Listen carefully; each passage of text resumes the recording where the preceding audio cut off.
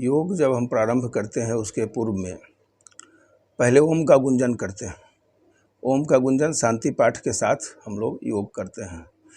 हम लोग एक साथ ओम का गुंजन करेंगे। सिर, गर्दन, मेरुदंड एक सिद्ध में, भ्रूमध्य में दिव्य ज्योति की कल्पना करते हुए हम ओम का गुंजन करेंगे, जिसमें मूलाधार से सातों चक्र की गति को प्राप्त करते हुए ऊपर सहस्त्रार्थ की ओर जाएंगे। पहले मूलाधार, स्वाधिष्ठान, मणिपुर, फिर अनाहत, विशुद्धि, आज्ञा, फिर सहस्त्रार्थ। इसमें ओम के गुंजन को ऊपर नीचा इसके प्राण शक्ति को प्रवाहित करेंगे। गहरी लंबी श्वास लेते हुए ओम का गुंजन। ओ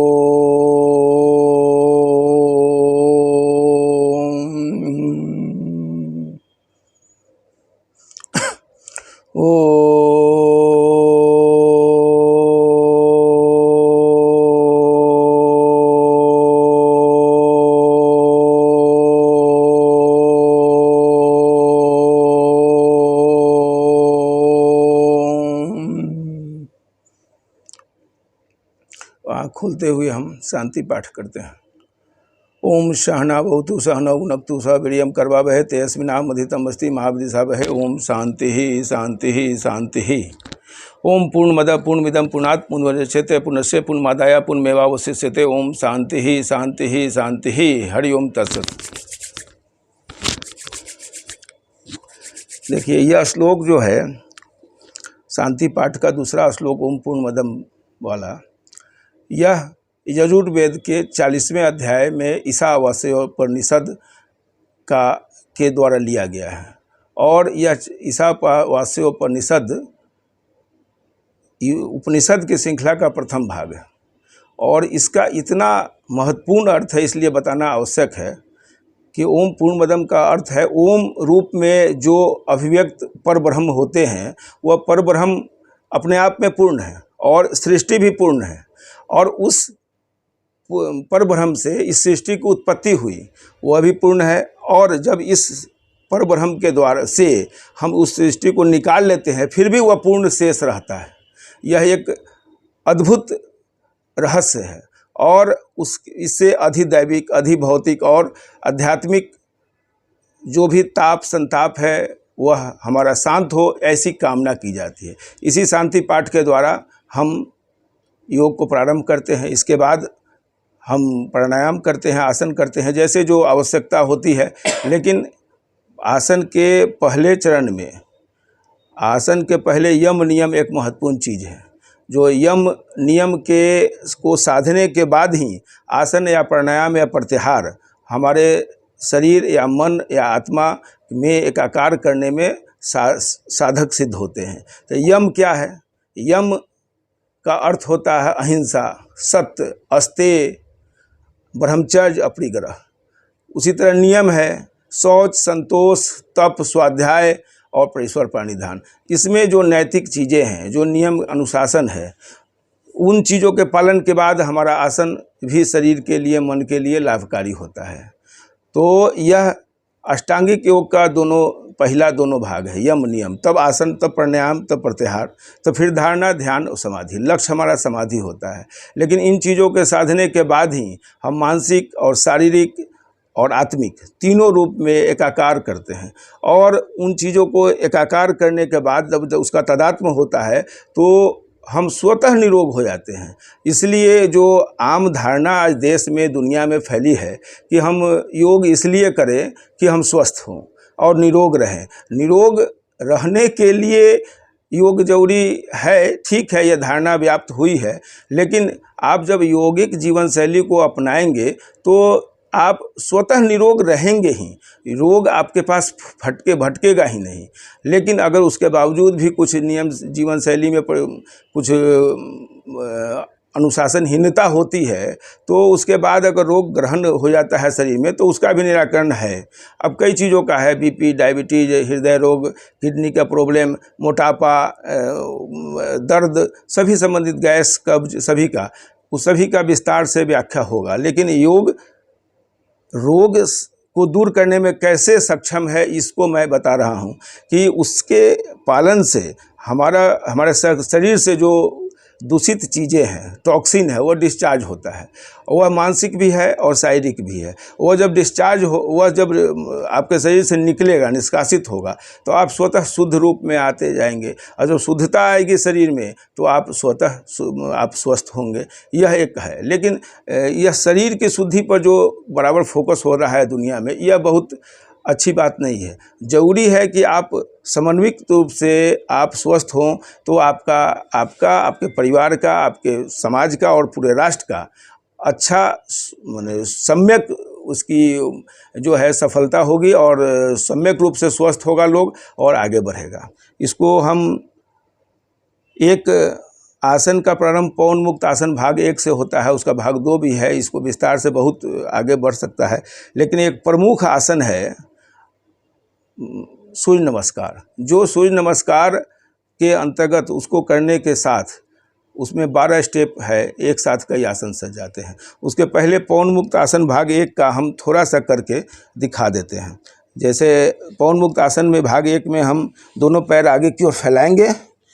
आगे की ओर फैलाने के बाद दोनों हथेली को बगल में रखेंगे। लगभग रीढ़ की हड्डी सीधी होनी चाहिए। योग ऐसा चीज़ है, इसमें बराबर यह ध्यान रखना है कि यह व्यायाम और जिम नहीं है।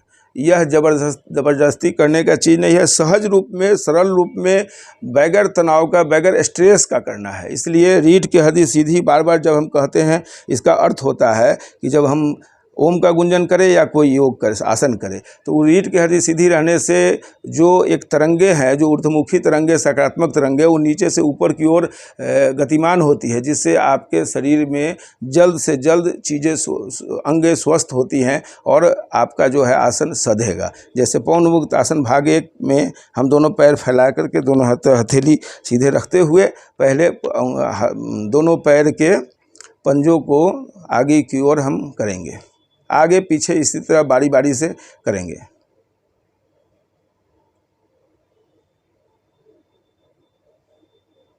उसके बाद पूरा पंजा को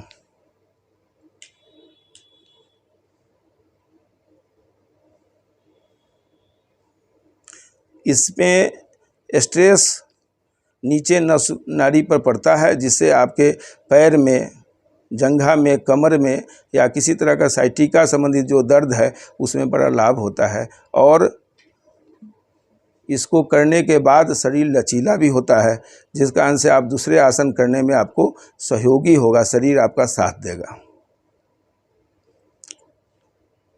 इसको फिर राउंड करते हैं हम लोग। पहले एक पैर को, फिर एंटी क्लॉकवाइज, क्लॉकवाइज, फिर एंटी क्लॉकवाइज, इसी तरह दूसरे पैर को। और इसमें ध्यान रखना है कि जो गति हम कर रहे हैं, जो क्रिया कर रहे हैं, उस पर हमारा ध्यान होना चाहिए। मन और श्वास दोनों को हम जोड़ते हैं इसमें, तब जाकर के जो आसन है या प्राणायाम है वह आपको लाभकारी आपके लिए होता है। इसको फिर दोनों को एक साथ मिलाकर करेंगे। फिर दोनों को एंटी क्लॉकवाइज। इसके बाद फिर हम हथेली को आगे करेंगे। एक जो दिखाई देना चाहिए, इसको घुटना जो है, घुटने की हड्डी, इसमें बहुत लोगों को दर्द की शिकायत होती है। तो इसके लिए क्या है कि इसको हम आगे पीछे करेंगे और इसको हथेली इसी तरह दोनों सीधे हाथ, रीढ़ की हड्डी सीधी, इसको आगे की ओर करें। दिखाई दे रहा है? ये आगे करेंगे, पीछे करेंगे, इसको पूरा खींचेंगे।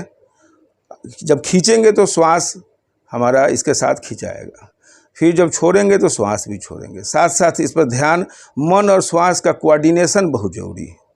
श्वास और मन का कोऑर्डिनेशन और तनाव रहित होकर करना है।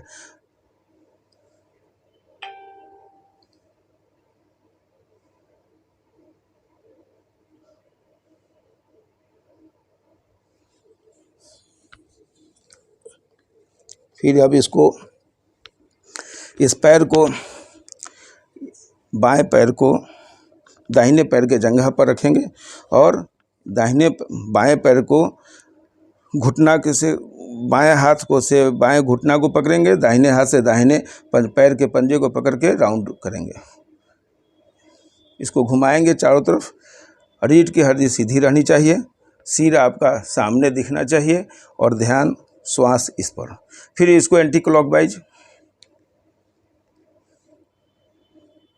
इसी तरह दूसरे पैर को भी इसी तरह करेंगे।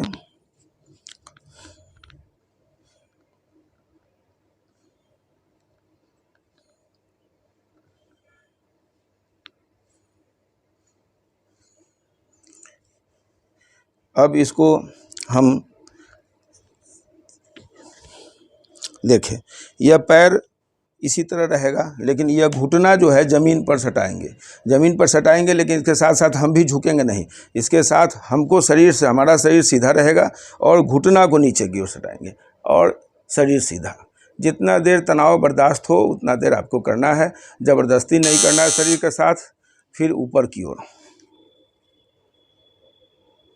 फिर नीचे की ओर, इसी तरह 3 आवृत्ति 5 आवृत्ति जितना संभव हो उतना आप करें। यही चीज़ दोनों पैर के साथ होगा, दोनों पैर के साथ करेंगे। इससे साइटिका के दर्द, पैर को भी हम करेंगे। और यह ध्यान रखेगा कि शरीर सीधा, रीढ़ की हड्डी सीधी रहनी चाहिए और घुटने पर जो बायां हाथ रखे हैं उसको ज़मीन में सटाएंगे। फिर उसी से उसको उठाकर पूरे सीने में सटाने का प्रयास करेंगे, जहाँ तक हो सकता है वहाँ तक सटाएंगे। फिर नीचे की ओर करेंगे। 3 आवृत्ति न्यूनतम करनी है। 5 हो 7 हो तो और अच्छी बात है, 3 हो तो ज़रूरी है। ये साइटिका का दर्द, कमर का दर्द, पैर का दर्द, घुटने का दर्द सभी चीज़ों में लाभकारी है। शरीर लचीला बनाता है, तभी दूसरे आसन और जो कठिन आसन है वो आप कर पाएंगे। यह पैर का हुआ।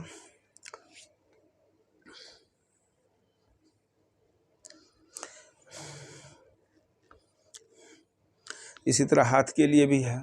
हाथ की उंगलियों को सीधा करके पूरा एक बार पूरे उंगली को एक साथ धीरे धीरे करके खींचेंगे, मुट्ठी पूरा जोर से बांधेंगे, फिर छोड़ेंगे, फिर बांधेंगे, फिर छोड़ेंगे।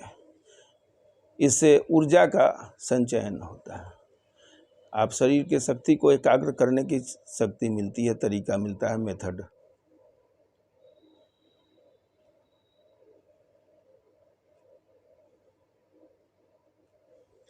इसके साथ साथ हम इसको फिर सुखासन में आएंगे। इस तरह के कई आसन हैं, लेकिन हम संक्षेप में बता रहे हैं। इसके सुखासन में आकर के हम सिर के आसन को पहले करें। जिससे आजकल बड़े लोगों को मोटरसाइकिल चलाने या मोबाइल पर काम करने या टीवी पर, लैपटॉप पर काम करने के कारण सर्वाइकल स्पॉन्डिलाइटिस का दर्द होता है गर्दन में, तो वह दूर होगा। वह सिर का आसन यह है कि सिर को पहले आगे की ओर, ठुड्डी को नीचे सटाएंगे सीने में, धीरे धीरे करना है इस गति को। फिर धीरे धीरे ऊपर उठा करके पीछे की ओर करेंगे। फिर जितना तक जा सकता है उतना तक ले जाएंगे, रोक के रखेंगे, फिर पुनः आगे की ओर। यह भी आवृत्ति हम धीरे धीरे करेंगे, लेकिन 3 बार न्यूनतम।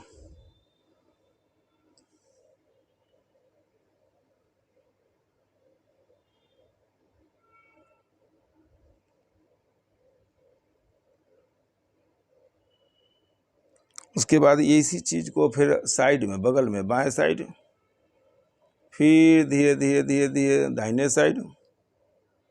इसमें समय देना होता है, इसको बहुत धीमी गति से करेंगे। हमारी गति थोड़ी तीव्र हो रही है, चूँकि इसको धीरे धीरे आसान से आराम से करेंगे दोनों साइड।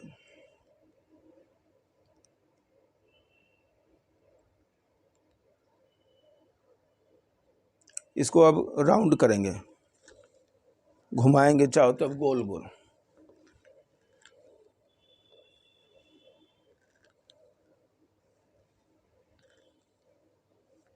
फिर उल्टा एंटी क्लॉकवाइज।